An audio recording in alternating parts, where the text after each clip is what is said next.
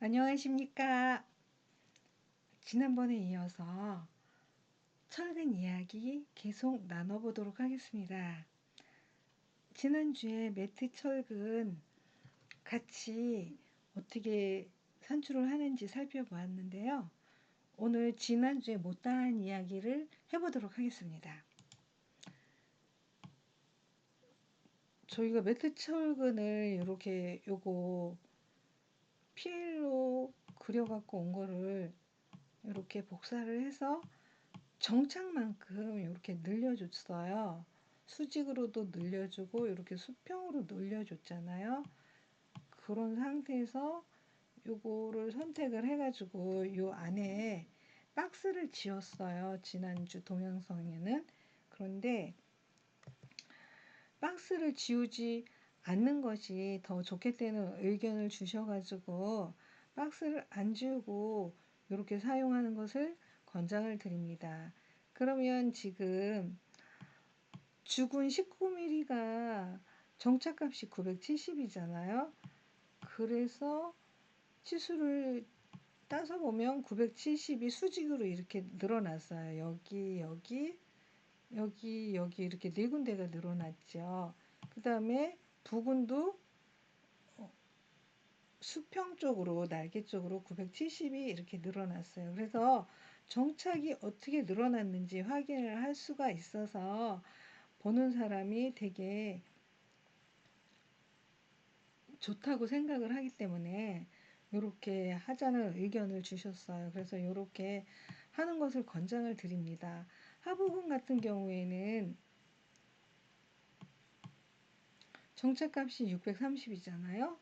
그러면 여기도 이제 수직으로 630이 여기 그 다음에 밑에도 이렇게 정착감만큼 늘어난 것들이 이 도면에서 바로 확인을 할 수가 있어서 정말 좋죠. 그 다음에 여기도 이제 수평으로 630이 이렇게 늘어났어요. 이쪽. 그래서 요거 안에 박스 지우지 않고 사용하기를 권장을 드립니다. 또한 제가 고임철근에 대해서 말씀을 안 드려가지고 고임철근을 말씀을 드리도록 하겠습니다. 고임철근 산식을 보면 900짜리가 2개가 있고 300짜리가 3개가 있어요. 이게 길인데 요거는 어떤 거를 이야기를 하냐면 혹시 모르시는 분을 위해서 제가 요거를 준비를 해봤는데요. 이 900이 이렇게 길게 늘어진 거예요. 이게 기초 두께 값이 900인데 뭐 기초 두께 값은 달라지지만 달라진 만큼 적용을 하면 되고요. 그래서 900짜리가 2개 있고 이렇게 밑으로 300짜리가 2개, 가운데 300짜리가 하나, 그래가지고 산식이 보시면 900짜리 2개 곱했고 더하기 300짜리 3개를 했습니다. 이렇게 해준 다음에 이거 485는 매트 기초의 면적 값이 485예요. 그래서 면적에다가 길이 값을 곱해가지고 고임 철근을 구하게 되었습니다. 그래서 요거 지난주에 말씀을 안 드려서 요 부분을 말씀을 드립니다. 그 다음에 정착은 우리가 그려봤는데 이음은 산식으로 여기를 표시를 했잖아요. 그래서 이음도 한번 그려보도록 하겠습니다.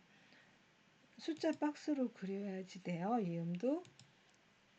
그러면 여기 개소가 289개예요. 289에다가 0 2개를 해주고요.